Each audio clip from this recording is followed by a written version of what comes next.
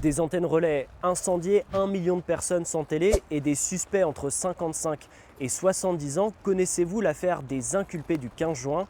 On vous la raconte. En février 2020, 8 véhicules sont retrouvés incendiés sur le parking d'un site Enedis à Limoges. Un an plus tard, l'incendie d'un émetteur radio prive plus d'1 million de personnes de télé et de radio pendant 8 jours. À chaque fois, des tags contre les compteurs Linky et la 5G sont découverts sur place et des courriers de revendication sont envoyés à la presse locale par un mystérieux collectif défendant le chant des oiseaux et la voix du vent. En juin 2021, 200 policiers et gendarmes appuyés par l'antiterrorisme interpellent une dizaine de personnes dans la région. Le parquet de Limoges leur prête une appartenance à des groupes d'ultra-gauche. Parmi elles, une directrice d'école proche de la retraite. 3 d'entre elles sont mises en examen pour destruction et dégradation par moyens dangereux en bande organisée et association de malfaiteurs. Ce jeudi 19 mars, ils ne sont plus que 2 sur le banc des prévenus.